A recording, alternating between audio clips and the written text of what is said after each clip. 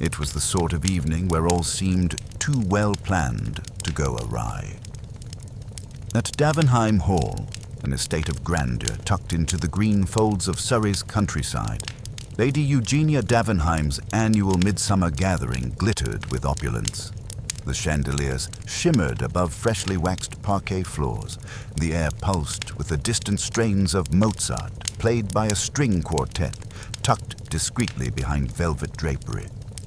A clutch of politicians, financiers, a French novelist, and one retired actress circulated with delicate flutes of champagne and cautious smiles. What marked the event as extraordinary, however, was not the guest list, nor the open bar beneath an actual Rembrandt. It was the curious detail that had started conversations early in the evening. Davenheim Hall, known for its frequent outages due to its antiquated electrical wiring, had not flickered once. The lights stayed on. By 11 o'clock, a buzz of polite boredom had set in. That was until the sound of glass shattered in the west wing, followed by a scream, shrill and panicked, far too real for theater. The guests froze, and then a ripple of movement broke through the ornate hall like wind in a wheat field. Lord Richard Davenheim, stiff with brandy and age, stood unmoving by the fireplace until his niece Clarissa grabbed his arm and led him toward the commotion. The source was a locked guest room that hadn't been opened all evening. The maid, in trembling panic, declared she had heard something fall. 2 footmen broke down the door. The sight inside silenced every observer. On the carpet, arranged almost too perfectly, lay the body of Howard Felton, the American industrialist and recent business partner of Richard Davenheim. His head rested at an unnatural angle. A decanter of cognac, spilled beside his outstretched arm, bled amber into the expensive rug. On the wall opposite the door, in precise letters traced with a finger through the spilled liquid, was the word, reckoning. Clarissa's hand flew to her mouth. "But that's not possible," she whispered. He left hours ago." He hadn't. According to the butler, Mr. Felton had retired early to his quarters after an argument with Lord Richard. That room, that bed, that decanter, and now that corpse. The police were summoned. Constable Barnes arrived first, sweating and apologizing, and soon after, the DCUI from Guildford. Statements were gathered in hushed, choked tones. Lady Eugenia took control with unsettling calm, moving through her home like a headmistress checking for dust. The press arrived before midnight. Somehow, word of a death at Davenheim Hall had already reached London. What made matters stranger still was the lack of any signs of struggle. The doors were locked from the inside. The windows were bolted. The decanter bore only one set of fingerprints, Felton's. And perhaps most disturbing of all, the room's light had been on the entire evening. In fact, not a single light in the estate had gone out all night. For a house known for power outages, it was as if the building had prepared itself to see clearly for this. A detective was needed, and one of the guests, a portly man with waxed mustaches and patent leather shoes who had been curiously quiet during the investigation, stepped forward at last with perfect calm. "If I may," he said gently, his French accent soft but unmissable, "I believe it is time someone applied a little logic to this matter. The crime, it is elegant, yes, but human. And where there are humans, there are always inconsistencies." Lady Eugenia blinked. "I'm sorry. You are?" "Hercule Poirot, madame." He bowed slightly. "Formerly of the Belgian police, now a private consultant in such matters." He smiled faintly. "I was not on your invitation list, no. But as you see, I am here." Clarissa stepped forward. "We thought you were some ambassador's aide." "Ah," he nodded. "Many have thought worse." The police were too overwhelmed, too provincial, and too relieved to argue. They handed Poirot the statements, a copy of the room's layout, and an apologetic summary of their findings. Poirot examined none of it. Instead, He turned back toward the guests who had huddled in the dining room with drinks and denial. "It is not enough," he said softly to himself, that the door was locked. "It is not enough that the lights stayed on. The question is not how this man died. The question, mes amis, is why no one noticed he had not left his eyes landed on the cognac stain." The word reckoning was smudged now from the officer's flashlight beam and the boot of a careless footman, but the imprint of fear it left was permanent. Poirot turned to Lady Eugenia. "May I see your guest list, madame? You think someone here is responsible?" "No," said Poirot. "I think everyone here is." A beat passed. The lights did not flicker. A storm broke outside, and the game, as always, had begun.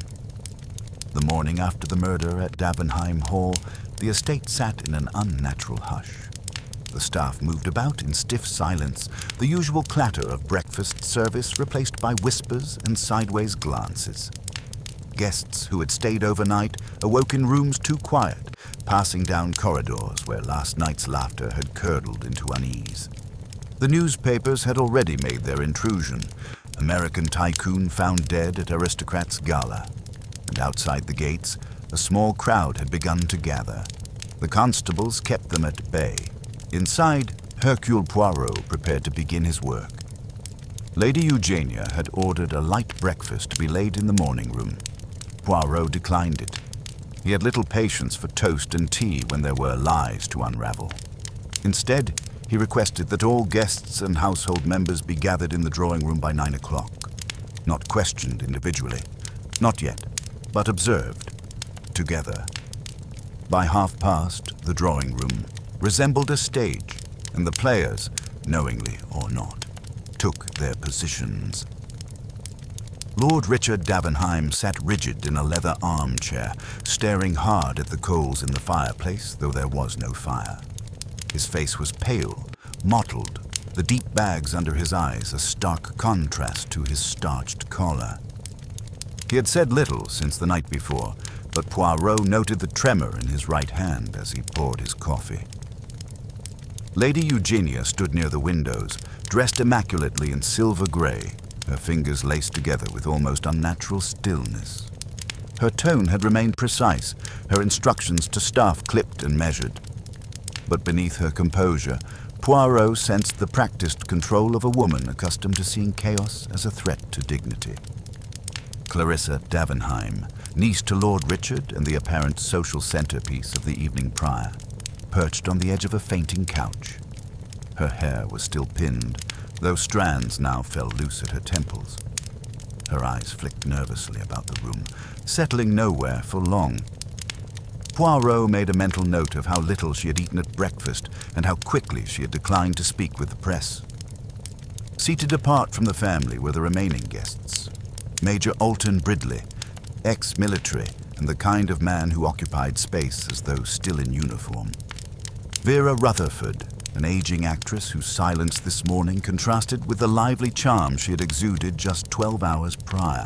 And Alain Marchand, the French author known for his scathing essays on colonial hypocrisy and his unapologetic boredom with English formalities. He now regarded the room with a look of tired amusement, legs crossed, one polished shoe bouncing slightly at the ankle. Poirot observed them all from a small armchair near the center. He made no speech. He asked no questions. He merely sat, straight-backed and composed, his fingers steepled beneath his chin, eyes scanning from face to face like a conductor reading his score. The silence stretched until uncomfortable. Clarissa shifted. Major Bridley cleared his throat. Then the butler entered quietly and whispered something into Lady Eugenia's ear. She nodded once and turned to Poirot. "The house staff are assembled in the servants' hall if you wish to speak with them," she said. Poirot gave a faint smile. "Not yet, madame. First, I wish to ask, who had reason to despise Mr. Felton?" The air shifted immediately. Ridley gave a snort. "What sort of question is that?" "A very practical one," Poirot replied mildly. "The man is dead. This was no accident. Someone killed him. We must begin with sentiment, no? What does one feel for a man when the champagne is still bubbling and the body is not yet cold? Silence. "I'll say it plainly," said Vera at last, folding her arms. "He was crude, loud, always boasting. He insulted nearly everyone he met. He referred to me as a museum piece and called the Major a colonial relic." Major Bridley stiffened. That man had no manners. He mocked everyone. He even had the nerve to threaten Lord Richard in front of half the room. Clarissa's head turned sharply. "When?" "In the library. After dinner. He accused your uncle of reneging on some deal, shouted something about being used as leverage." Lord Richard cleared his throat, voice hoarse. "It was business." "That's all." Poirot nodded slowly. "Indeed. Business and tempers. They are poor bedfellows." He turned to Marchand. "And you, monsieur?" "You are silent." The Frenchman shrugged. "I did not care for him, but I did not kill him. I believe in destroying reputations with ink, not decanters." Poirot allowed a faint smile at the remark, then stood. "I thank you for your honesty. Soon I will speak with each of you." Separately, his gaze passed from guest to guest. "But I caution you now, it is not the loud facts that betray a lie. It is the quiet ones, the pauses, the details one assumes no one has noticed." Clarissa looked away. Lady Eugenia stepped forward. "What do you believe happened, Monsieur Poirot?" "I believe," Poirot said softly, "that someone planned this with precision, that they relied not on shadows, but on light, that the key to this crime lies not in who had reason to kill Howard Felton, but in who knew he would be alone." He turned to leave, pausing at the door. "And I believe," he added, "that someone in this room has already lied to me. They simply do not know it yet." The door clicked shut behind him. Poirot did not immediately return to the crime scene after his quiet exit from the drawing room. Instead, he requested a walk through the west wing of the house, starting from the main hall and ending at the locked guest room where Howard Felton's body had been discovered. Constable Barnes, notebook in hand and still unsure whether to assist or simply observe, followed closely behind. "The guests," Poirot said as he walked with careful steps, "are all too aware of how they should behave after a death. Their grief, their shock, so tastefully restrained. It is admirable, yes, but entirely unhelpful." Barnes glanced at him. "You think they're putting on a show?" Poirot stopped near a decorative alcove. "No, mon ami. I think they have rehearsed it." He motioned to a narrow side corridor branching from the main one. "This wing, it is rarely used." "Yes, sir. Only for guest rooms, mostly when there's overflow at events like this. The staff says Mr. Felton was given the farthest room, the one at the end." Poirot nodded and proceeded. Each step he took was deliberate. He paused at every corner, inspected door hinges, checked locks. He stopped at the rug runner near a small table. "Uneven," he murmured. "It has been walked on repeatedly in one direction." "Could be from the footmen and police last night," Barnes suggested. "Perhaps. But observe, the indentations are heavier going. Toward the guest room than away from it," Poirot continued. "And yet no one saw Mr. Felton return to his room. Curious, no?" When they reached the scene, the room had been left largely untouched. The body, now removed, had left a clean outline on the rug. The decanter still sat beside an upturned glass, the residue of spilled cognac darkening the floorboards. A faint trace of the word reckoning still remained, though time and police boots had nearly erased it. Poirot walked slowly around the perimeter of the room. The window was bolted shut from the inside. The door, with its antique brass handle, bore no scratches or marks of force. "There are two facts, Constable, that do not belong together," Poirot said. "The first, that the door was locked from within. The second, that the word reckoning was written in a liquid that dries quickly." Barnes frowned. You mean whoever wrote it had to do so before the cognac dried? Exactement. But to do that, the murderer must have remained in the room moments after the act. And then what? Vanished into thin air. The locked door says no. So, we must ask, what other explanation presents itself? Poirot stepped over to the writing desk near the window and opened each drawer slowly. Inside the second, he found a small handkerchief, folded neatly, faintly stained. "Ladies' linen," he said, and perfumed. This did not belong to Mr. Felton. He returned it without comment, moving next to the fireplace. It had not been lit, but inside were several small pieces of burnt paper. Poirot crouched, using the fire poker to nudge them gently. "Would you mind calling for the housekeeper?" he asked Barnes. "I wish to know who cleaned this room last." Barnes nodded and left. Poirot used the opportunity to survey the bed. It had not been slept in, not a single crease. The pillows were plump and undisturbed. He leaned closer, sniffed faintly. There was no trace of hair oil, tobacco, or perspiration. Things he had expected from a man known for late drinks and louder living. "He did not rest here," Poirot murmured.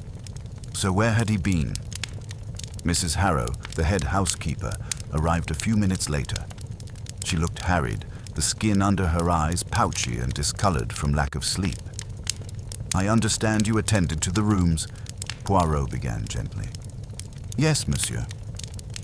I checked the guest wing at 6 yesterday evening. All the beds were made, towels changed, everything fresh. Was Mr. Felton in the room then?" "No, not at all. I saw no one in this part of the house until after dinner." Poirot nodded. "And this fireplace, did it appear used?" She hesitated. "There was nothing in it when I left it." "That's all I know." "Merci. That is all for now." When she departed, Poirot returned to the hearth, now confident the burnt scraps had not been accidental. Someone had destroyed something in a hurry, just before or after the crime. At that moment, Lord Richard entered the room with heavy steps. "I hear you've taken over from the police," he said gruffly. "Non, monsieur," Poirot replied without looking up. "The police are still very much involved. I merely assist Richard Davenheim looked around. I can't understand any of it. Howard was crude, yes, but we'd resolved our differences. There was a business matter, delicate, but we had agreed to delay decisions until after the gala." Poirot faced him now. "You argued in the library?" Richard frowned. "Briefly. It was not important." "Was anyone else present?" "No." "Then we must rely on your word." "And the truth has a way, monsieur, of echoing inconsistencies." Richard straightened, lips tightening. "You think I killed him?" "I think you are hiding something," Poirot said softly. "That is not the same thing." Poirot turned back to the decanter. He lifted it gently and inspected the base. There was a fine residue of white powder on the rim, barely visible against the cut crystal. He reached into his coat and withdrew a white cloth, dabbing it carefully. Richard behind him didn't speak. Poirot looked at the door one final time. Then he nodded to himself, as if confirming an internal conclusion.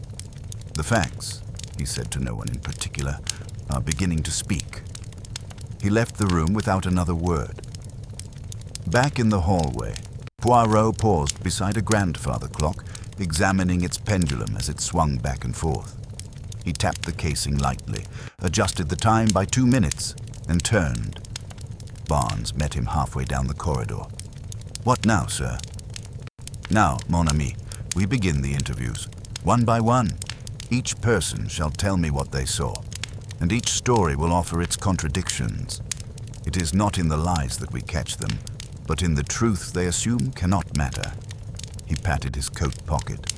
"And someone, I believe, has already let the truth slip, just not where they meant to." The morning drew on with a pale grey sun barely lifting above the trees of Davenheim's gardens, and Poirot, precise as ever, had arranged his interviews in a study overlooking the rear lawn. A small fire had been lit, not for warmth, but to invite a sense of civility. He believed people lied less obviously when offered comfort. A silver tray with tea untouched sat to one side. Constable Barnes remained just beyond the door, instructed not to interrupt unless absolutely necessary. The first to enter was Clarissa Davenheim. She stepped lightly into the study, her cream blouse buttoned high, a silk scarf tied neatly at the throat. Her fingers worried at the hem of her sleeve. She sat at Poirot's invitation and crossed her legs in quick precision. "Mademoiselle Clarissa," Poirot began gently, "you were one of the last to see Mr. Felton alive, were you not?" She hesitated. I don't know exactly when he went to his room. After dinner, I think. He said he was tired. Did you walk him there? No, of course not. We weren't particularly close. He was my uncle's guest. Poirot inclined his head slightly. Did you hear the argument between him and your uncle? Yes, in the library. I wasn't eavesdropping. I was passing the hallway, and what did you hear? Felton said something like, "You owe me this much, Richard," and my uncle said he was tired of threats. Then I walked away. Poirot observed her for a moment. "Mademoiselle, were you aware Mr. Felton never actually slept in his bed last night?" She blinked. "No." "Are you certain?" "Of course. Why would I lie?" Poirot didn't answer. He merely made a note. "Merci. That will be all." For now, Clarissa left, her jaw tight. Next came Major Alton Bridley, who stomped in with the confidence of a man who preferred action over speculation. He declined the chair, choosing instead to stand, arms folded across his chest. "Let's make it quick," he said. "All this questioning is fine theater, but it won't get you closer to the truth." Poirot smiled. "We shall see." "Major, where were you between 10 and 11 last night?" "In the smoking room." "With Marchand. He'll confirm it." "Did you see Mr. Felton at any point after dinner?" "No. I saw him argue with Lord Richard. Then he stormed off." "You described it as storming off. Did he go upstairs?" "I assume so." "Ah, but did you see him go?" "No," Bridley admitted. "The man was always flitting about. Could have gone anywhere. And your impression of him?" "A braggart, arrogant.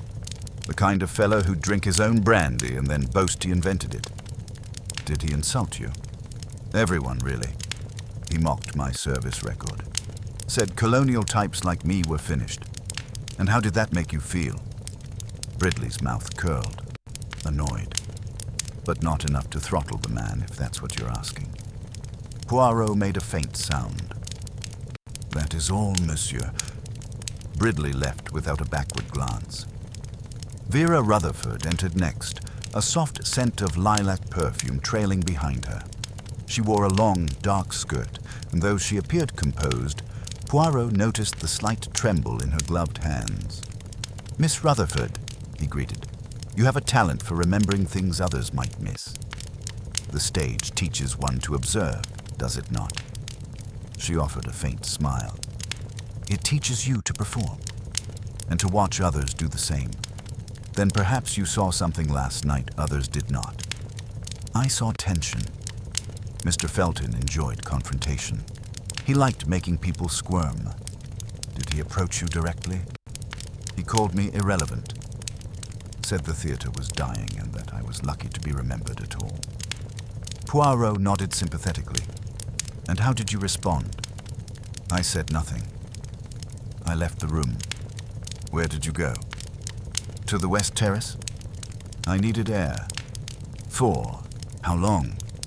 20 minutes, maybe more. It was dark, quiet. I needed distance." Poirot steepled his fingers. "You were near the West Wing then?" Her eyes narrowed slightly. "Yes, but I didn't go inside. I only heard music from the ballroom drifting through the walls, and no footsteps, no voices. No." Poirot gave a soft sigh. "Thank you, Miss Rutherford. You may go." When she rose to leave, her fingers brushed the tea tray, tipping the teaspoon with a faint metallic sound. She froze momentarily, then quickly righted it and smiled awkwardly before disappearing through the door. Alain Marchand arrived next. He wore the same rumpled linen suit from the day before and an expression of weary amusement. He did not wait for permission to sit. "Ah, Monsieur Poirot. Tell me, are your famous little grey cells quite overwhelmed by the English politeness of it all?" Poirot smiled faintly. "Not overwhelmed." Merely intrigued, Marchand stretched out his legs. "I was with Bridley the whole time. You'll find we even argued about politics. Loudly, so others heard you, without a doubt. Did you know Mr. Felton well?" "I knew of him. He tried to court influence in Paris last year and was laughed out of a gallery opening. Said he could buy taste if he needed it." Poirot leaned forward. "Did he seem afraid yesterday?" Marchand raised an eyebrow. "Not afraid. Arrogant. He acted as though he knew something no one else did. Interesting. Did he speak to you about his business with Lord Richard?" "No specifics. Only that Richard was a man who understood real value, whatever that means." Poirot tapped his finger once on the arm of his chair. "Merci. That will do." Marchand gave a slight bow of the head and left with a whisper of cologne and sarcasm. The final interview of the morning was with Lord Richard Davenheim. He entered looking gaunter than he had earlier. He took the chair but did not rest into it. His back remained rigid, his fists clenched on the armrests. "I assume you have suspicions," he said. "I have questions," Poirot corrected. "You and Mr. Felton were in partnership." "Yes, a shipping deal involving European ports. He wanted access to political circles. I wanted the liquidity. Was it going well?" "It was unraveling. Felton had overextended. He was using our deal to cover debts. I confronted him in the library." "Yes." "Did you threaten him?" "No. I told him we were done." He laughed, said I'd regret pulling out. Poirot studied the man's face. "And how did that make you feel?" Richard looked away. "Tired. You mentioned debts. Did anyone else know about them?" "No one. He kept that private, and yet someone left a message in that room. Reckoning. That implies something personal." Richard hesitated. "It wasn't from me." Poirot nodded slowly. "Did he mention seeing anyone else last night?" "He said he was meeting someone after dinner." I assumed he meant a guest. "Did he name them?" "No." Poirot stood. "That is all for now, Lord Davenheim." The man stood to leave, but as he opened the door, Poirot said quietly, "You are lying about something, monsieur. I do not yet know what, but when I do, it will be the key." Richard said nothing and walked out, closing the door more forcefully than required. Alone again, Poirot returned to the fireplace, gaze fixed on the dying embers. "One lies to protect themselves," he murmured. "But when two lie to protect the same thing, it is never for the same reason." By midday, the local police believed the path forward had become clear. Inspector James Creighton from Guildford had finally arrived, a broad-shouldered man with a mustache that could intimidate in court.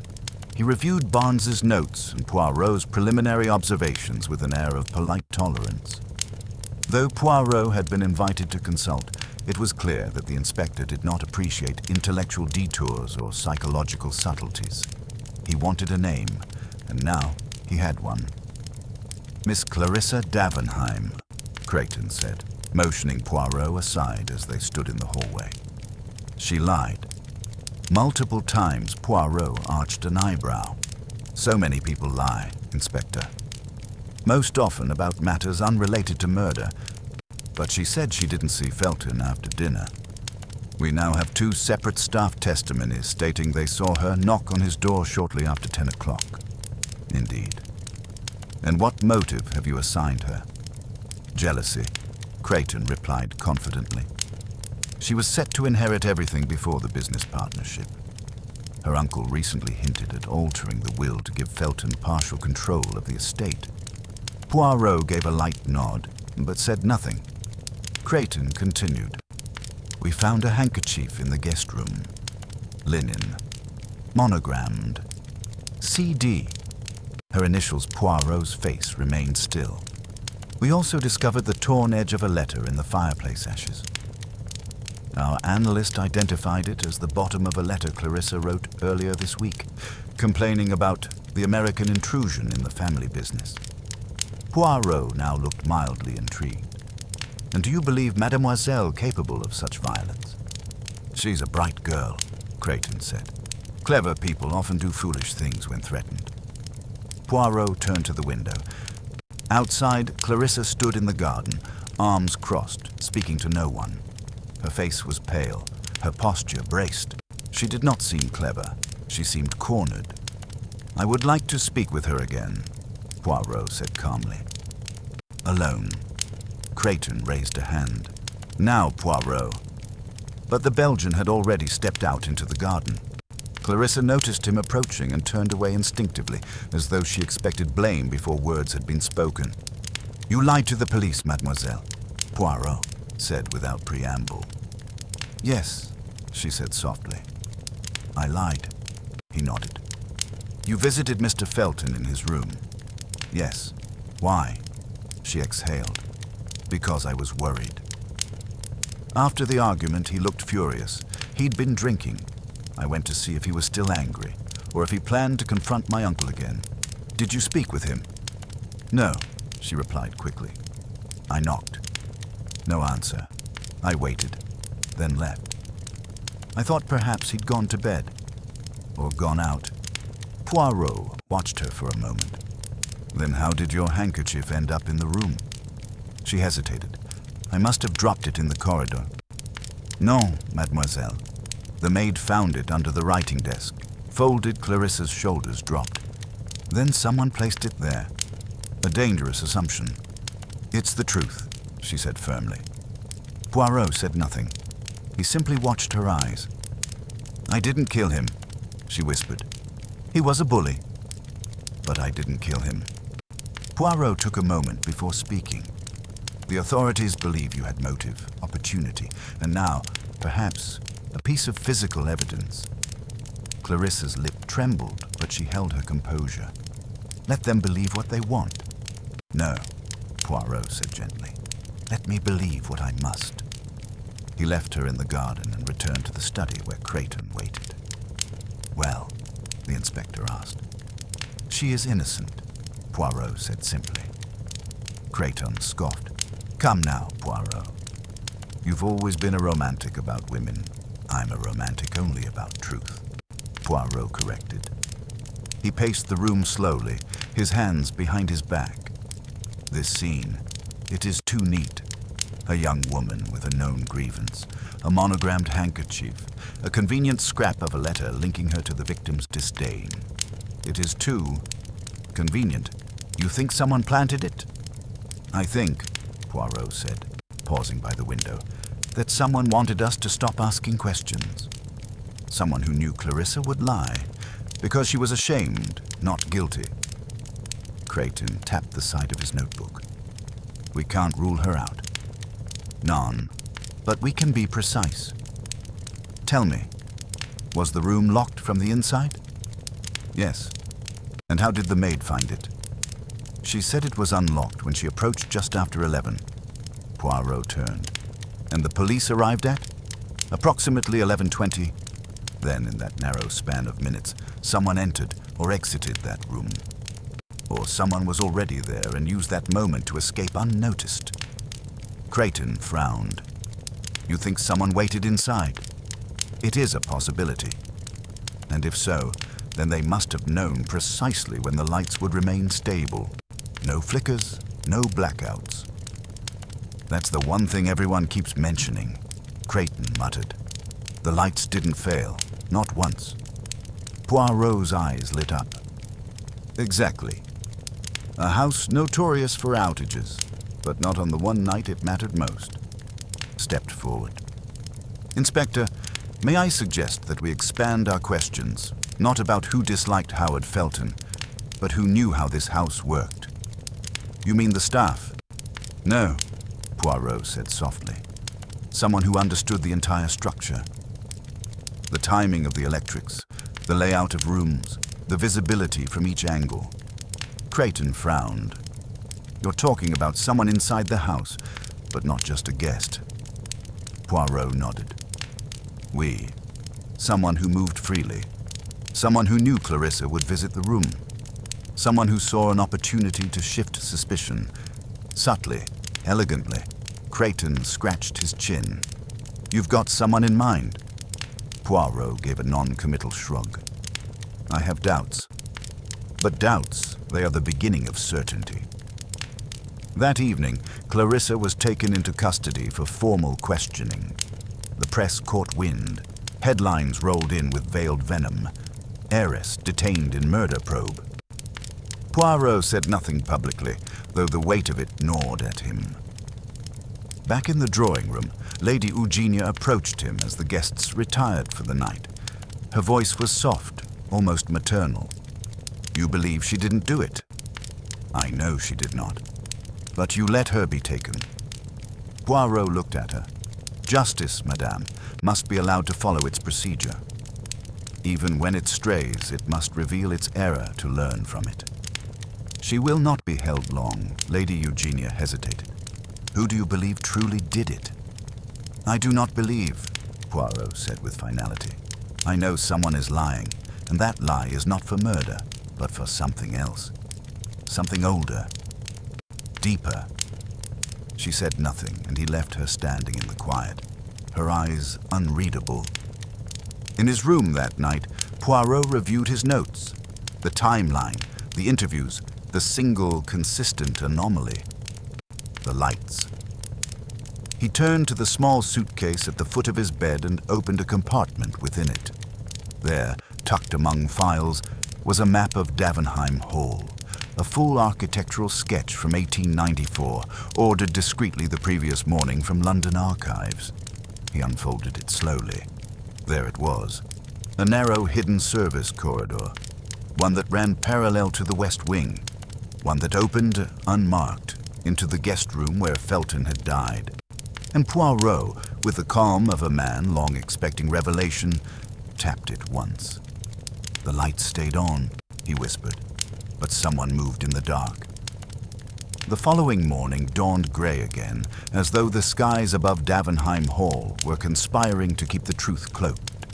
Clarissa remained in the custody of the local police, though Poirot had ensured she was held only for further questioning, not charged. Inspector Creighton, increasingly irritated with Poirot's quiet refusal to endorse the arrest, had taken the early train back to London to report the case's progress to his superiors. This left Poirot alone at Davenheim Hall with the remaining guests. And that, at last, was precisely how he wanted it. He had no intention of accusing anyone.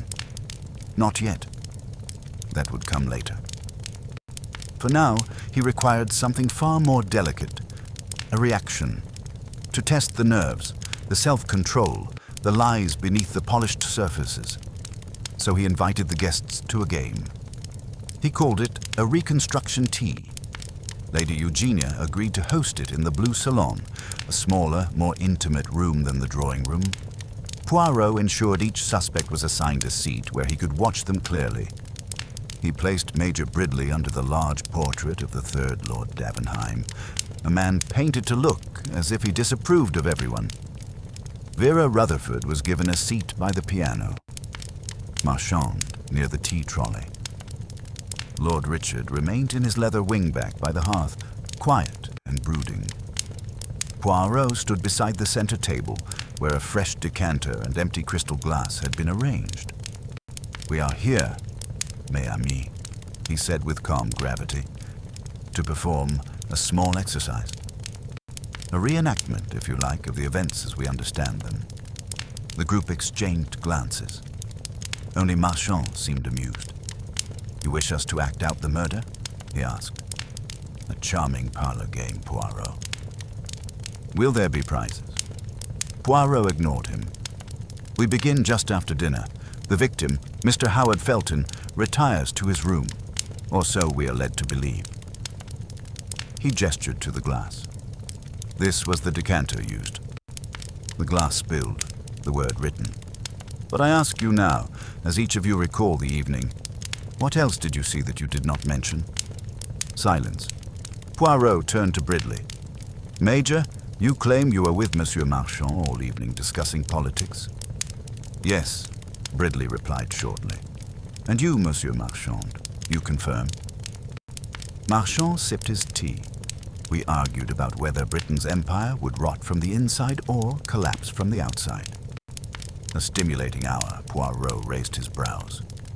So neither of you left the room? Bridley glanced at Marchand, then back at Poirot. I stepped out for a moment, needed a cigar. But it was brief. How long? 5 minutes. 10, Marchand interjected. Long enough for him to fetch the cigar and a brandy and complain about your very existence. Poirot smiled faintly. And did you hear footsteps? I wasn't listening, Marchand replied. Poirot turned to Vera. Mademoiselle, you said you were outside. On the west terrace. Yes, she said cautiously. And you saw no one? No. Did you hear anything? A door? A voice? She hesitated. I thought I heard a click, like a latch. But I assumed it was the staff. Poirot leaned forward. And if it were not? She looked away. Poirot turned now to Lord Richard. Monsieur, you claimed your argument with Mr. Felton was purely professional. That you parted with no further communication? Yes. And yet he told a member of staff he expected to meet someone later. Did you know that? Lord Richard's jaw clenched. No. Poirot allowed a moment to pass. Then perhaps someone else had business with him. He began to pace slowly behind the guests, his voice smooth even. Someone who had much to lose. Someone who understood the inner design of the house. Someone who knew, with absolute certainty, that the lights would not go out, that no sudden darkness would betray their presence. He moved behind Vera Rutherford, watching the back of her head. She remained perfectly still. A person, he continued, who understood how the sound of music from one side of the house could mask a silent approach on the other. He stepped behind Bridley. A person who could disappear for 10 minutes and claim to be fetching a cigar. Poirot stopped at the window and stared out. Or someone, he said more quietly now, who understood that the West Wing had once included a servants' corridor, a narrow, forgotten passage sealed off from view, yet not entirely inaccessible to someone who had grown up within these walls. Every head turned toward Lord Richard. He did not speak. Poirot turned to face the room. You see, mes amis, I requested the architectural plans of this estate. It revealed something curious. A door hidden behind the linen closet at the far end of the corridor. It leads to a staircase, narrow, steep, disused, but it ends behind the very wall of the guest room. Poirot paused. There is a latch in the paneling. It was installed when the house was extended in 1912 to allow discreet service access. You wouldn't know it existed unless you had been here when it was used, or had reason to use it again, Lady Eugenia stood. Enough. Her voice was low, calm, but final. Poirot tilted his head. She stepped forward, past her husband. You will embarrass our guests, Monsieur Poirot. And for what? A theory? A corridor no one uses? This isn't deduction. It's theater, perhaps, Poirot said quietly. But murder, madame, is always theater. Just performed for a smaller audience. A long silence fell. Marchand shifted in his chair. Bridley scowled. Vera pressed her gloved fingers together tightly. Poirot bowed slightly. I thank you all. This concludes our reconstruction. He left the room, and the tension collapsed behind him like a snapped violin string. Outside in the hall, Poirot found Constable Barnes waiting. I've examined that service corridor, Barnes said in a low voice. There are scuff marks. Fresh. And dust disturbed near the latch? Poirot nodded. Then it is no longer a theory. It is now a fact. Barnes hesitated. Who are you thinking, sir? Poirot's expression turned thoughtful. That is what I'm no longer doing, mon ami. I am not thinking. I'm listening to what? to what none of them are saying. We are very near now. The final act is being prepared. That evening, Poirot requested a second interview with Vera Rutherford. She agreed, though her composure had frayed since the salon. Her voice was brittle. "I didn't use the corridor, Monsieur Poirot." "I never said you did," he replied. "I said someone did." She sat across from him. "What do you want from me?" "I want the truth." "I told you." "No," Poirot said gently. "You told me your version of the evening. But you did not tell me what you saw." She looked down at her lap. Her fingers trembled. "I saw someone leave the guest room. I didn't know what to do." Poirot said nothing. She exhaled. "It was Lord Richard." "Merci," Poirot whispered. The morning broke colder than the day before. A harsh wind rattled the trees lining the Davenheim estate, as though nature herself was impatient for resolution. Poirot, however, was not hurried. He had waited until 10 precisely to act. Not earlier, not later. There was still one element left in the performance, and it had not yet arrived on stage. Downstairs in the main hall, the guests were quiet. Lady Eugenia sat reading the Times, though her eyes did not move. Marchand and Bridley played chess without speaking, their pieces shifting with unnatural stiffness. Vera Rutherford did not join them. Since her late-night confession, she had remained in her room. Poirot had asked Barnes not to disturb her. He wanted no distractions. Then, just as he had anticipated, a cry rang out from the east wing. It was shrill, unmistakable. Poirot moved before anyone else. He reached the long guest corridor within seconds, trailed by Barnes and a wide-eyed maid. A second scream followed. "Third room on the left," the maid stammered. Poirot pushed open the door to find Vera Rutherford collapsed in a faint beside the bed, her hand still clutching the bedpost. Her face was white as snow. On the bed, arranged neatly, was a single black envelope, unsealed. Barnes rushed to her side while Poirot took the envelope. Inside was a photograph, a black and white print, curled slightly at the edges. It was a picture of Vera, taken some years prior. She stood outside the Royal Imperial Theatre, arm in arm with a younger man whose face was scratched out. On the reverse was written, in faint pencil, "We never forget who runs away." Reckoning comes, Poirot stared at the words. Beneath the handwriting was a date, June 12th, 1931. He folded the photograph neatly and turned to Barnes. "See that Miss Rutherford is taken to her room." No press. No fuss. Barnes nodded and called for a nursemaid from the staff.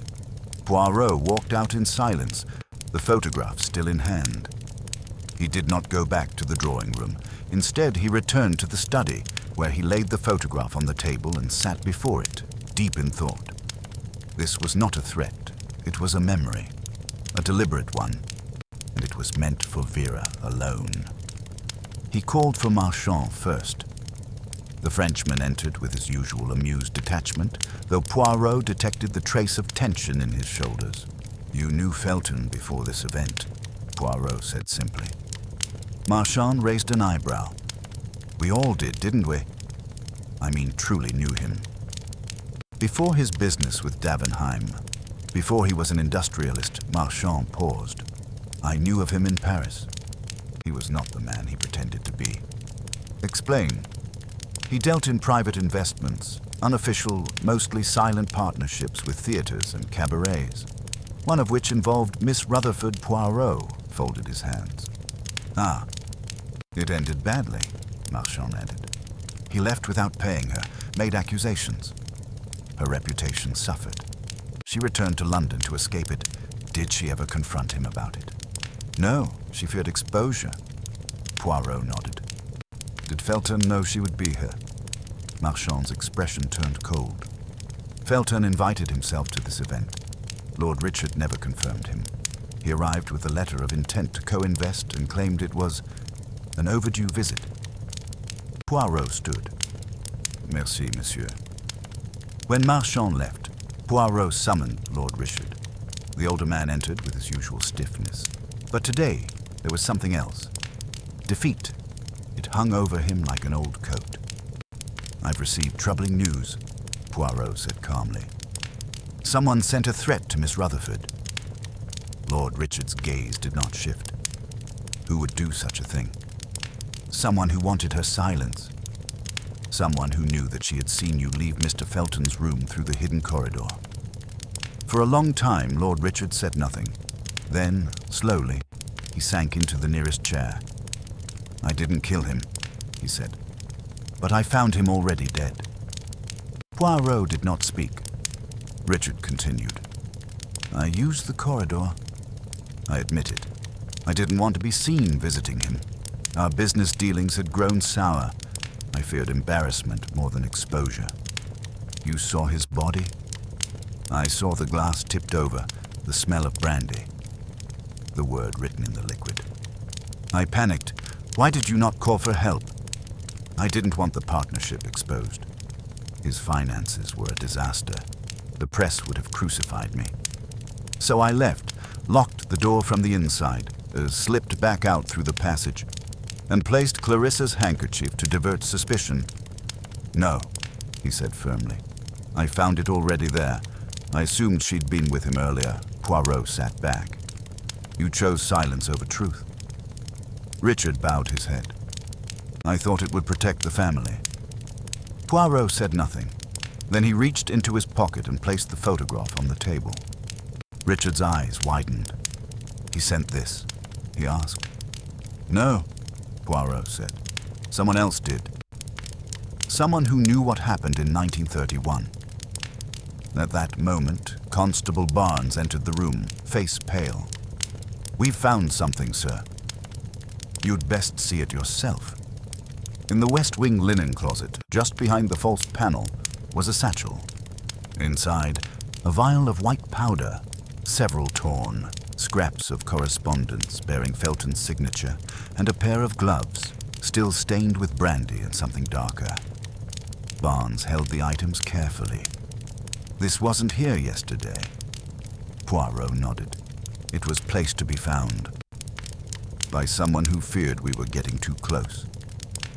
That night, Poirot walked the corridors of Davenheim Hall alone.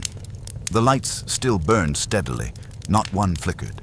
He stopped beneath a brass wall sconce and folded his arms. The game had changed. Someone was no longer hiding. They were panicking. He returned to his room and sat at his writing desk, where he drafted a final note. To all guests, you're invited to a gathering tomorrow morning at 10 o'clock in the Blue Salon. All questions shall be answered. Hercule Poirot. He folded it, sealed it, and passed it to Barnes for distribution.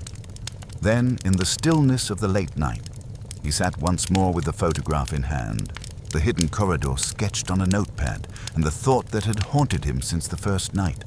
The lights had stayed on, but someone had moved in perfect darkness. The morning of the final gathering arrived with no mist, no wind, no gloom, only a stillness so exacting that even the birds kept quiet. Poirot rose at his usual hour, performed his methodical grooming, and selected a light grey suit with ivory pockets square, pressed the night before, to perfection. The guests awoke to find breakfast served as usual, though none had much appetite. Lady Eugenia, Vera, Bridley, Marchand, and Lord Richard kept to their respective corners of the manor, rarely speaking. The knowledge of the invitation, Poirot's promise of answers, hung over them all like a clock ticking above a courtroom door. At precisely 10 o'clock, Poirot entered the Blue Salon. The guests were already seated. No one spoke. Even Marchand, who would normally offer a sarcastic quip, sat with his fingers interlaced, staring at the center of the table where a decanter and glass again sat in silent tribute to the murder that had brought them here. Poirot remained standing. He looked at each of them slowly, as if reacquainting himself with their faces, not as people, but as pieces in a puzzle. "You will forgive me," he began, "if I do not begin with accusations. but with facts. For what is a murder, if not a series of facts arranged so artfully that the truth hides in plain sight? He began to pace slowly. Let us consider first what we know. Monsieur Felton was found dead in his guest room, alone, apparently after having poured himself a drink. The door was locked from the inside. No one saw him leave. No one saw anyone enter. The window was secured. The light remained on. He turned toward Lady Eugenia, and yet we know now there exists a hidden passage behind the wall of the guest room, accessible from the linen closet at the end of the corridor. An architectural detail forgotten by nearly all, except those who had reason to remember. He paused. Lord Richard admitted he used it. But he claims he did not kill, only panicked. A failure of courage, not morality. Richard gave no response. Poirot continued. We also know that Clarissa visited the door that evening. And though she lied initially, it was not to deceive the law, but to protect her own dignity. She found no answer, and so she left.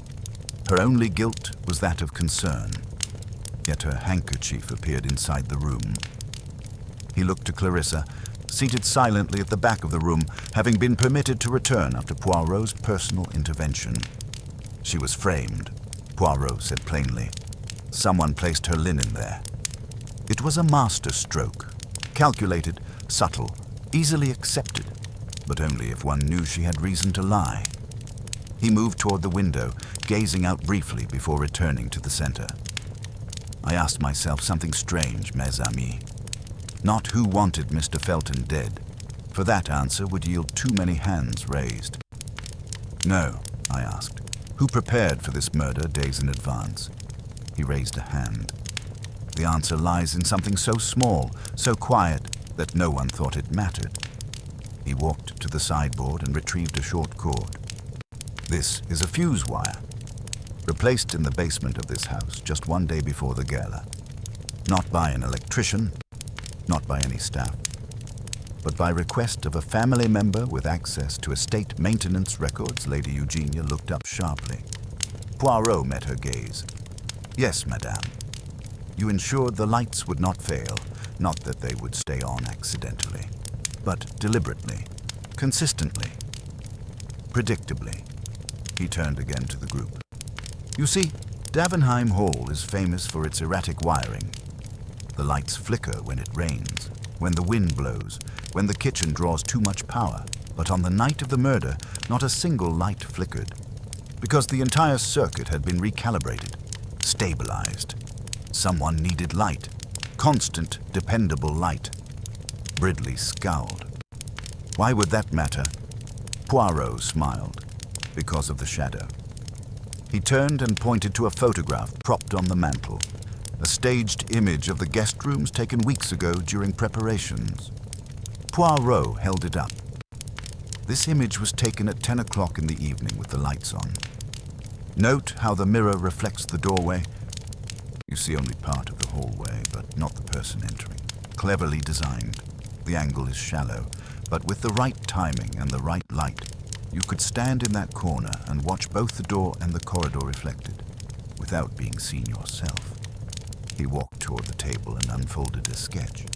Now, if you were in that room, hiding behind the dressing screen, you could observe anyone approaching. You could wait. You could write something ominous. You could even place items, create a scene, then leave the way you came, in silence. Marchand leaned forward. You're saying the killer watched someone else arrive, and then arranged the scene to implicate them? Poirot gave a slight nod. Oui. The killer watched Clarissa arrive, left the door locked, wrote the word, planted the handkerchief, knew Richard would panic and retreat silently, and then disappeared. He held up a burnt fragment, carefully restored by a chemist. And what did I find in the fireplace? Not just Felton's torn letters, but a playbill, theatrical, outdated, from the Royal Imperial Theatre, 1931. Vera Rutherford's face drained of color. Poirot did not look at her. The playbill was not Felton's. It was a reminder, a message, a personal signature, and it was meant for only one person to find. Someone who had been wronged, who had been humiliated, who had once stood beside a young man in Paris, his face scratched out in a photograph. Poirot let the silence grow. Then he turned to Barnes. "Do you have it?" Barnes stepped forward with a small evidence pouch. Inside, a tiny metal pin, smooth and decorative. "A stage prop," Poirot said. "Found near the inner corridor door." He faced Vera now. "Mademoiselle Rutherford, you were not always a lady of the theatre. In Paris, you were known by another name, Margot Deveau. You knew Felton under yet another, Harold Fitch. You acted together. You loved. You were betrayed." She did not speak. Poirot's voice softened. "When you saw him here, you realized he had not changed. Still arrogant, still cruel. But you did not kill him that night. Number. I believe you confronted him before, perhaps the day prior. You argued. You reminded him of what he did." Vera's mouth opened, but no words emerged. Poirot stepped closer. "He laughed, didn't he? Told you he remembered nothing." Her hand trembled on the edge of the chair. "He mocked you again." Tears welled at the corners of her eyes. "You had waited too long for remorse that would never come." She finally whispered, "He destroyed everything. My name, my career, my life." Poirot said nothing. "I saw Clarissa go to his door," Vera said, her voice thin. "I waited until she left. Then I used the corridor. I'd already planned it. The gloves, the drink, the scene. I just needed to be sure no one else was near." Lady Eugenia gasped. Vera wiped her cheek. "I didn't mean for her to be arrested. I thought she'd be dismissed quickly." Poirot nodded solemnly. "Murder is never tidy, even the most theatrical kind." She folded her hands. "Will you call them?" "I already have." Constable Barnes stepped forward quietly. Vera stood without protest. As she was led away, Poirot turned once more to the others. Clarissa sat frozen. Richard looked away. Marchand lit a cigarette. Poirot merely adjusted his cuffs. "The lights," he murmured, "revealed far more than just the room. They revealed every shadow people hoped to leave behind." The blue salon was quiet again. The teacups from the previous day's reconstruction had not been cleared. Poirot had instructed that nothing be touched. Everything remained as it was. The chairs arranged in a circle, the chessboard still midway through a game between Marchand and Bridley, the decanter and glass at the center table catching slivers of sunlight like stage lighting, waiting for the final act to begin. At 10 o'clock sharp, Poirot stood in the doorway. "Mes amis," he began, his voice steady but grave. "The moment has arrived." Lady Eugenia, Lord Richard, Major Bridley, Clarissa, and Alain Marchand were all present. The absence of Vera Rutherford was not mentioned, though her seat was left conspicuously empty, a silent acknowledgement of what had transpired. Constable Barnes stood discreetly to one side. Poirot walked to the center of the room and placed a small stack of papers on the table. Photographs, fragments of letters, and a folded floor plan of Davenheim Hall. "When a man dies violently," Poirot said, "we first ask who had the reason to kill. But that is a misdirection. Nearly all of you had cause to despise Howard Felton." He looked to Lord Richard. "He compromised your business, lied about his financial stability, threatened your family's standing to Clarissa. He insulted you publicly, then sought to ingratiate himself into your inheritance. To Bridley, he mocked your service, tried to humiliate you in front of the entire guest list to Lady Eugenia. He made subtle comments about the estate's solvency. The implications were pointed." Personal Poirot moved to the decanter. He poured a small amount into the glass and held it to the light. "But in truth, "The motive does not lie in this room," he said. "It lies years earlier. In Paris, in betrayal, in humiliation, in a career destroyed by a cruel man who believed he would never be held to account." He turned to Clarissa. "Mademoiselle, you were never meant to be framed for murder. You were merely an alibi of convenience. You visited his room. You lied about it, and the real killer used your lie to lay a trap." Clarissa lowered her gaze. "She used me." "No," Poirot said gently. "She used your silence. As did others." He walked now to the sideboard and opened the drawer. Inside was the envelope containing the theatre playbill, the torn letter, and the monogrammed handkerchief. He placed each item one by one on the table. You see, everything was prepared. Not hastily, not impulsively, but with control. Vera Rutherford, formerly Margot Desvaux, had waited years for this opportunity. She knew Felton under another name. She knew what he had done, and when she saw his name on the guest list, she knew her moment had come. Poirot raised the photograph that had arrived for Vera, an old portrait of her and the man who had ruined her.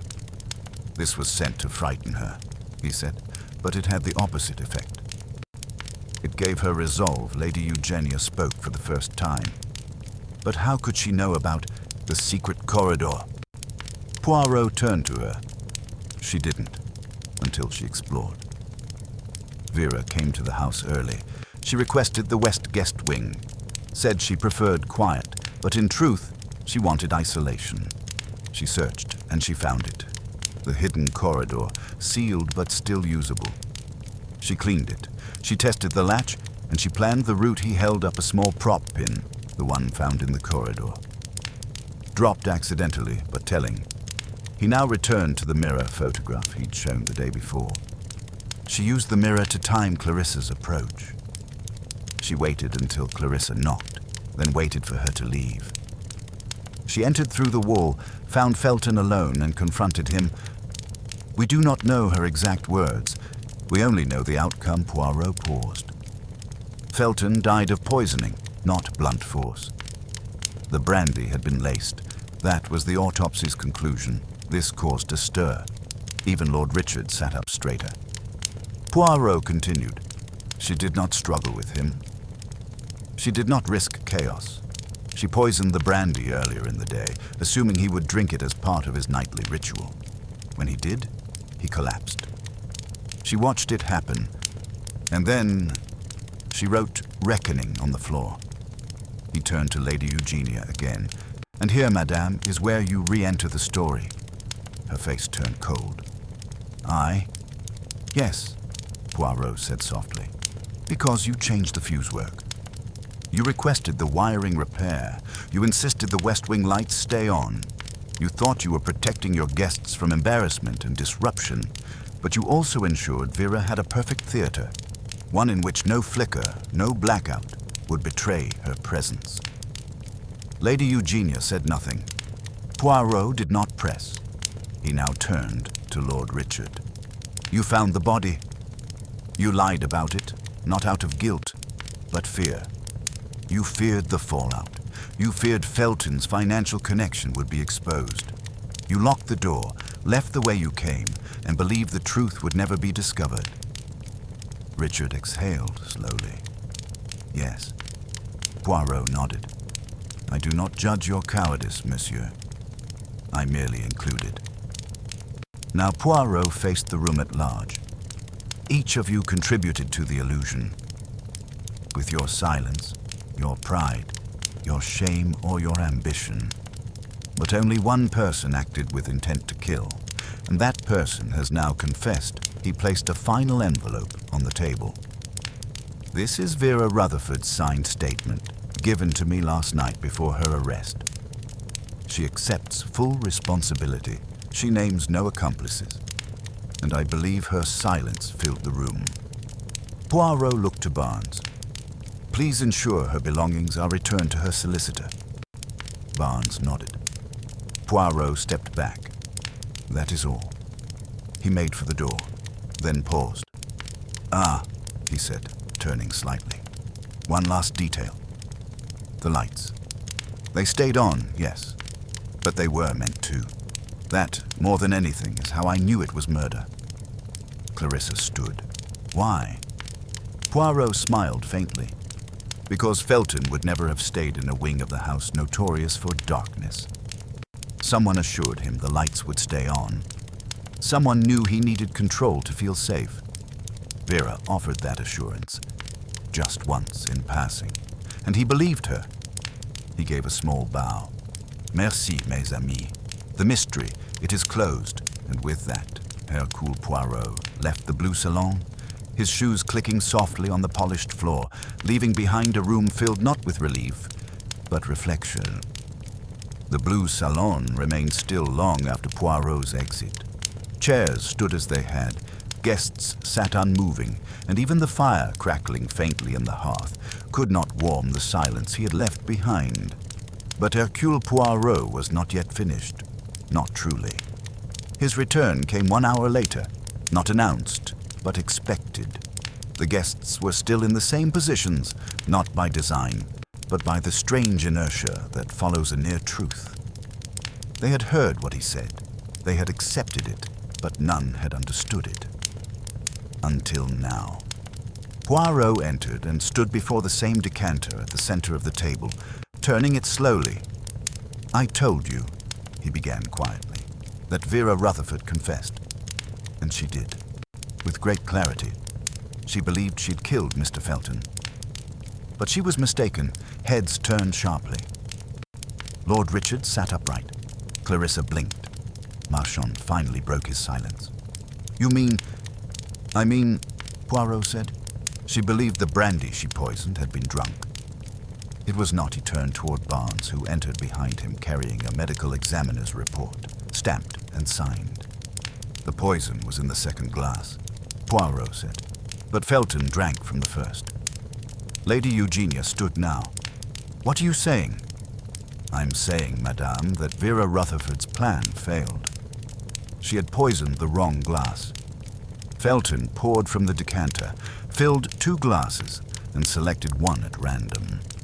She assumed he took the one laced with poison, but he did not. That glass remained full. Poirot lifted a small evidence bag. Inside, the poisoned glass, still marked by fingerprint dust.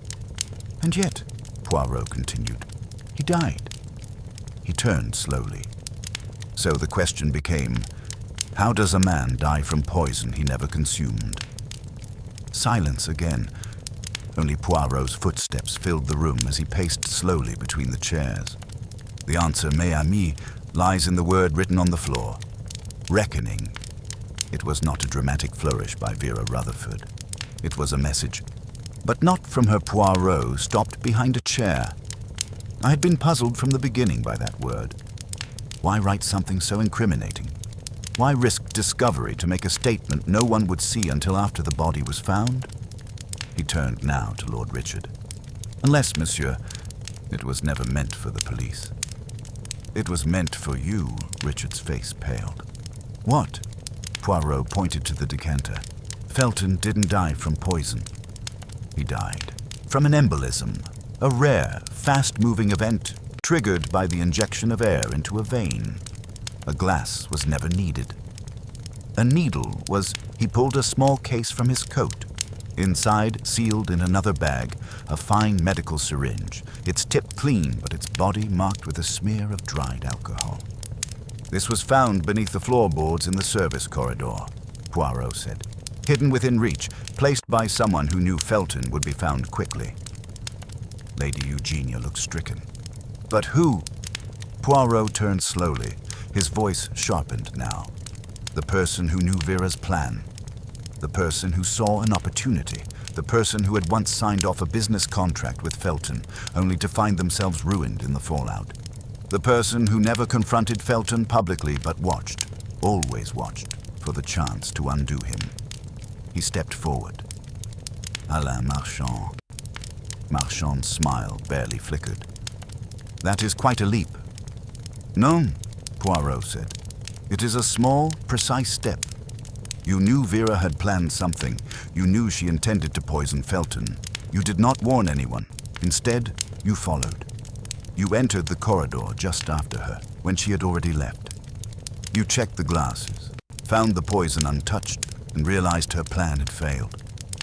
Poirot's voice was cold now. And then, you killed him properly. Marchand stood slowly. You have no proof. You left none, Poirot admitted. But I do not need forensic proof. I have logic. And one detail you did not know, he turned to Barnes. Constable. Barnes stepped forward. When I interviewed staff again this morning, one footman reported hearing two voices in the corridor, one female, one male, 10 minutes apart. He assumed they were guests sneaking away for an affair. Poirot nodded. The female was Vera. The male was you. You timed it carefully. You used her plan as a mask. You even let her confess, but you forgot the timing he faced Marchand again. The word reckoning was not written by her. Her fingerprints weren't on it. Yours were Marchand's calm, cracked. That's impossible. It was tested this morning, Poirot said. We lifted 2 clean prints from the dried word. Yours and Felton's. No one else, Poirot, stepped closer. You killed him not because of Vera, not because of Clarissa. You killed him because you invested in his early ventures. You were a silent partner in the Paris theater. When it collapsed, you lost everything. He walked away clean. You fled to literature, but you never forgot. And when you saw Vera's plan, I didn't plan anything, Marchand snapped. I didn't... You saw a cover, Poirot finished quietly. A convenient storm. And you walked into it, hoping lightning would hide your hand. Silence dropped hard in the room. Poirot turned to Barnes. Arrest him. Marchand did not fight. He sat back down, looking more tired than guilty. Barnes took him gently by the arm, then led him from the room. When the door shut, Poirot remained silent for a long moment. Then he turned to the others. We believe murder is born of rage, he said softly. But often it is born of precision, of delay, of cold arithmetic. Vera brought passion. Marchand brought calculation. Lady Eugenia's voice trembled. What will happen to her? She will still answer for her plan, Poirot said, but not for the death. Clarissa asked quietly, and Felton, did he ever know? Poirot shook his head. I do not think he realized either of them had the will to follow through. But he underestimated quiet people. He paused, and that, mes amis, was his final mistake. Poirot stepped to the door, then paused one last time. Some crimes happen in darkness, he said. But the clever ones, they happen when the lights stay on. And with that, he left. The arrest of Alain Marchand rippled through Davenheim Hall like a wave hitting a fragile coastline. Not loud, not violent, but deeply altering. The guests did not speak much after he was escorted out. They dispersed to their rooms, their private thoughts now heavier than the public performances they'd maintained for days. No one wept. No one protested. The revelation had not shocked them. It had confirmed something they had all suspected but dared not name. Poirot did not leave immediately. He stayed another day, at the quiet insistence of Lady Eugenia, who requested a private word in the garden that afternoon.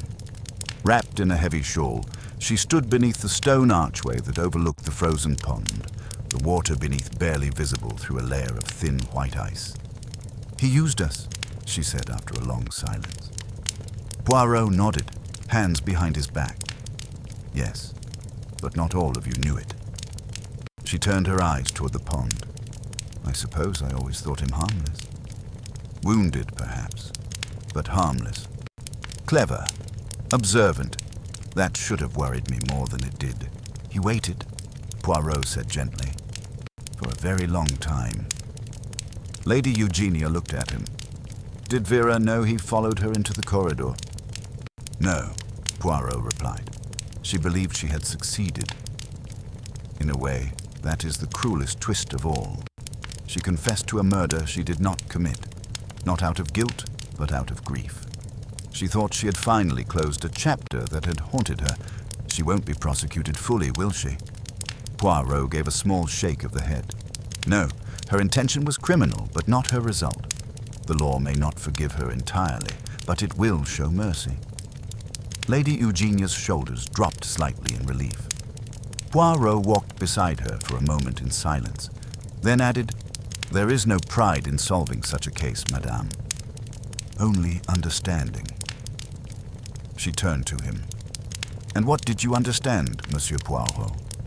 "That people do not kill from hate," he said. "They kill from hurt. Deep, unhealed, and ignored.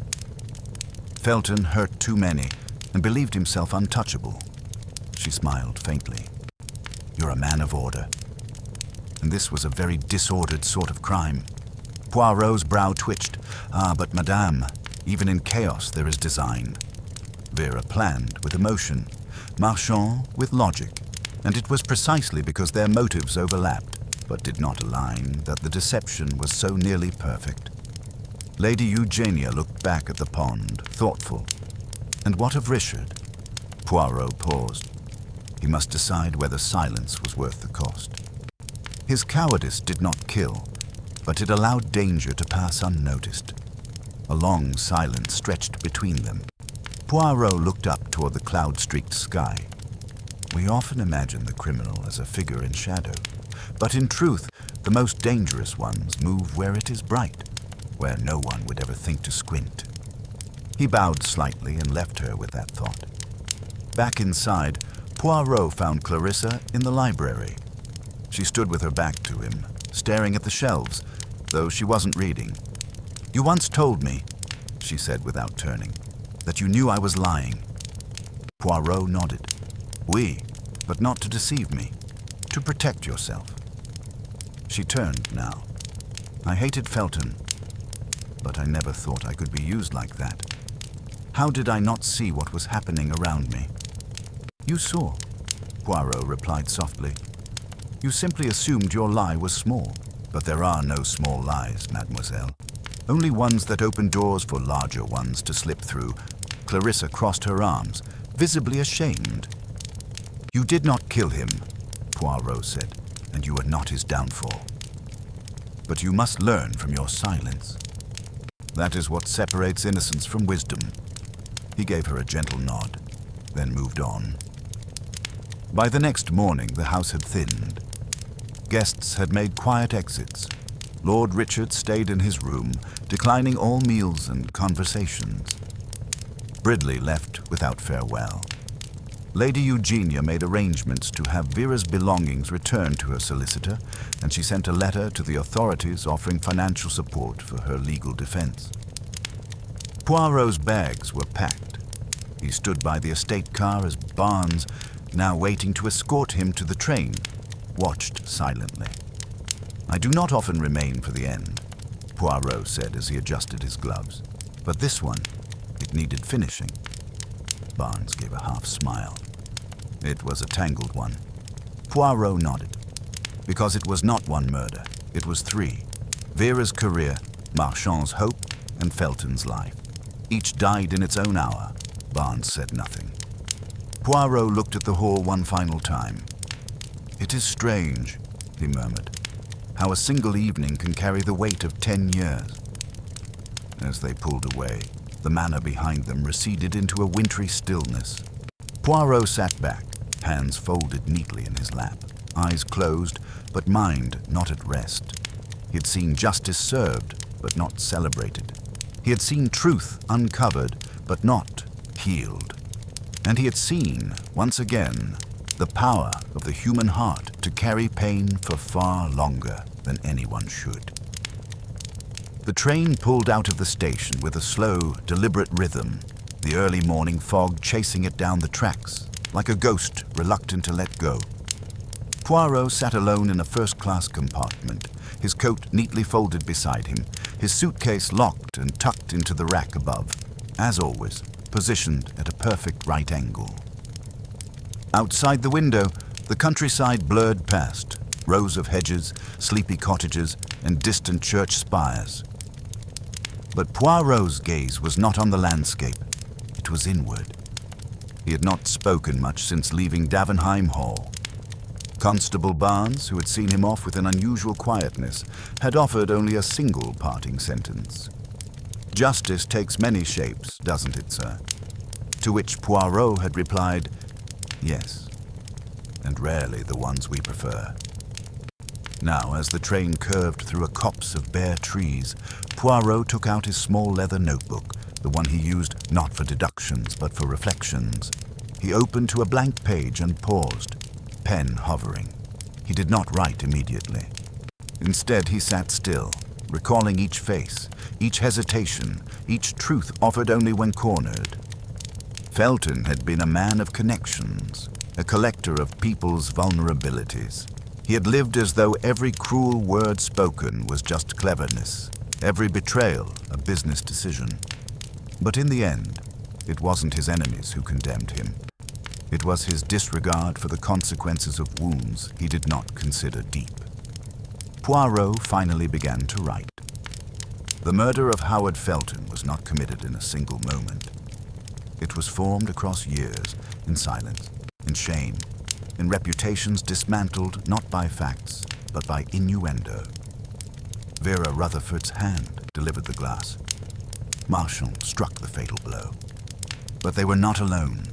Each person in that house, in their own way, had contributed to the darkness that gathered that night, not by what they did, but by what they allowed. He paused, tapped the pen against the margin, then continued. The most dangerous lies are not spoken aloud. They are those we whisper to ourselves, that it is not our responsibility to act, that someone else will speak, that silence is safer. In the end, it is not silence that protects us. It is what kills trust, destroys justice, and allows evil to wear a smiling face. Poirot set down the notebook. His reflection stared back at him in the window glass. Not older, perhaps, but more tired. He thought of Lady Eugenia, whose pride had been her shield, but also her blindfold, of Lord Richard, who had chosen dignity over truth and paid with his conscience, of Clarissa, whose innocence had nearly cost her everything, of Vera, whose voice had been stolen long before she ever stepped onto that estate, and of Alain Marchand, whose intelligence had become his justification, his bitterness, his weapon. A man so sure that justice had failed that he believed he had the right to replace it. Poirot reached into his inner coat pocket and drew out the photograph. Creased now, worn at the corners. The one Vera had found in her room. A memory weaponized. A message repurposed. It was, he realized, the most honest part of the entire case. Not because it proved anything, but because it captured what had been lost. He returned the photograph to his case and turned instead to the final envelope in his satchel. A letter, written by Vera Rutherford, addressed to Poirot, handed to him moments before she was taken into custody. He had not read it until now. He unfolded the paper, crisp and unperfumed. "Monsieur Poirot, I'm not sorry I frightened him. Only sorry I never knew what fear really looked like until the moment I saw my own reflection after it was done. I believed that pain justified the performance. That silence had earned me the right to speak through action. But I see now that even justified anger does not protect you from the guilt that follows. I wish I had said more before I acted. I wish I had screamed at him instead of pouring poison. I wish someone, anyone, had asked me what he had done to me before assuming I was merely bitter. Thank you for seeing me. Not just the crime, but the part of me that believed no one else would understand." V.R. Poirot folded the letter with care and returned it to its envelope. He sat for a long while afterward, his fingers pressed lightly together. The train curved again, and with it, the light shifted through the compartment window. Outside, a small village passed, a butcher's shop, a line of bicycles, 2 children chasing a cat, and for a brief second, the world looked almost untouched. Poirot leaned back in his seat.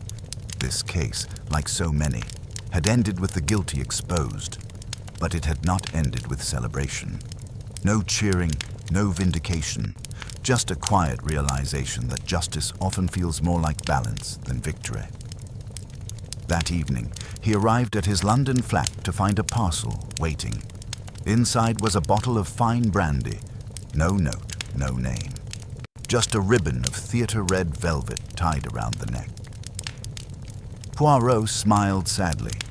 A final curtain call from someone who had once known how to command a stage. He poured a single glass, not to toast, but to mark the closing of a chapter. And as he sipped, he whispered softly into the empty room, "Justice is not always loud, mon ami, but it always arrives." The lights stayed on, and Poirot, for once, did not mind the shadow in the corner. 3 weeks had passed since Poirot had left Davenheim Hall, and London had resumed its pace. The events of that strange and sinister weekend had not made headlines. Not fully. The press had published only fragments. Foreign investor found dead at Surrey Estate. Guest questioned. There were no names, no trials, no scandal. As Poirot had once said, the most dangerous crimes rarely look like crimes at all. In his flat on Whitehaven Mansions, Poirot sat in his favorite armchair, reading the letter from the Crown prosecutor. Marchand had been charged with murder, with clear motive and intent. Vera Rutherford, though initially arrested, had been granted immunity in exchange for her full cooperation and confession. Lady Eugenia's involvement was never made public. Her quiet connections ensured the matter of the poison was recorded as a procedural oversight in a state inventory. Felton's death, officially, had been ruled as homicide by ingestion of illegal toxins. What the papers didn't say, however, was why. Poirot folded the letter and placed it in his desk. It was over, and yet one final matter remained. One person had requested an audience, privately, discreetly. Clarissa Davenheim. She arrived promptly at 7, dressed in charcoal grey, her expression unreadable. Poirot welcomed her with warmth and Belgian courtesy, offering her tea, which she declined. She stood by the fireplace, hands clasped in front of her. "I wanted to thank you, not for solving the case, but for not allowing me to become its victim." Poirot nodded. "I knew you were not the killer, but I also knew you would blame yourself." She looked at him. "I still do." Poirot tilted his head. "Why?" "Because I went to that room. Because I knocked on that door. Because I hated him for what he represented and didn't have the courage to admit it." Poirot stood and joined her by the hearth. "Mademoiselle, your guilt is misplaced.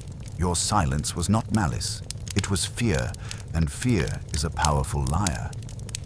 She looked at him. "Do you think Vera will recover?" Poirot thought for a moment. "She may never return to the stage, but she will not live in shadows again." Clarissa gave a small, sad smile. "And Lord Richard? He will spend the rest of his days asking himself whether his silence was protection or betrayal. I suspect he already knows the answer." She looked down at her gloves. "And you, Monsieur Poirot, how do you carry all of it?" Poirot smiled softly. "Ah, mademoiselle, I do not carry it, I arrange it. Order, you see, is my method of peace." She stepped closer. "I think you see people far more clearly than they want to be seen." Poirot raised an eyebrow. "That, mademoiselle, is both the burden and the blessing." She laughed gently for the first time in weeks. "Will you ever retire, Poirot?" He straightened his cuffs. "Retirement is chaos disguised as freedom. I prefer structure." They shared a quiet moment. Then, with a simple nod, she turned to go. As the door closed behind her, Poirot returned to his chair and lit a small lamp. The room was warm, the evening still. Outside, the lights of London shimmered faintly in the mist. He took out his notebook one last time and wrote, "Justice is not always a gavel or a prison. Sometimes it is truth, spoken at last, Sometimes it is silence, finally broken, and sometimes it is the quiet end to a long performance. When the lights go out, remain on, not to expose, but to remind us. Every shadow must begin with light. Poirot closed the notebook. The case of The Night the Lights Stayed On had ended not with applause, but with understanding.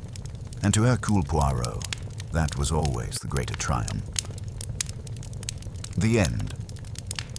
Would you now like a YouTube video description and a high CTR title for this full Poirot mystery?